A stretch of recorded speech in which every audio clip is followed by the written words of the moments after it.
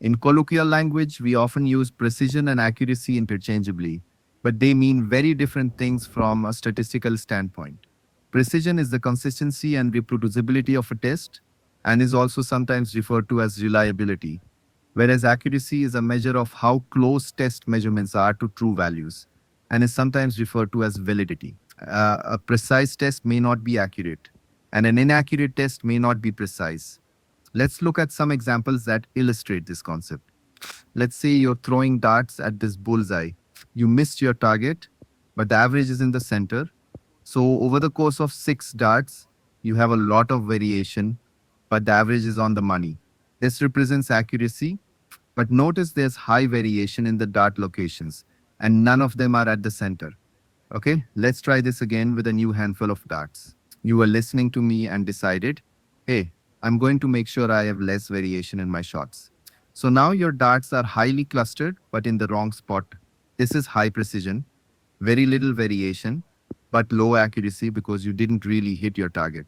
Actually, you didn't even come close. So now we want to try again, and this time the darts are tight and centered, which means they're both accurate and precise. This is the goal of any test. Finally, this last diagram shows my attempt at dart throwing. It's wildly scattered and off center.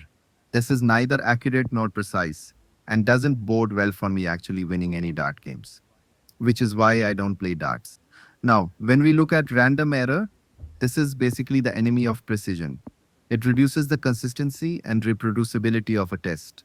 So here's your accurate and precise test under the influence of random error. On the other hand, systemic error reduces the accuracy of a test by consistently skewing results in a particular direction and thereby reducing the validity of the test measurements.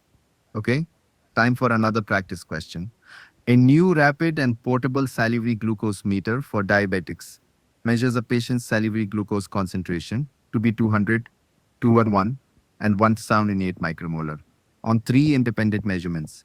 Using a gold standard measurement technique, the same saliva sample is determined to have a glucose concentration of 50 micromolar.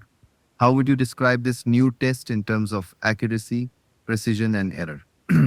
So here the answer is D.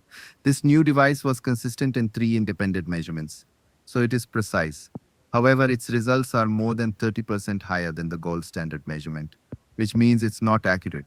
A precise but inaccurate test would exhibit significant systematic error.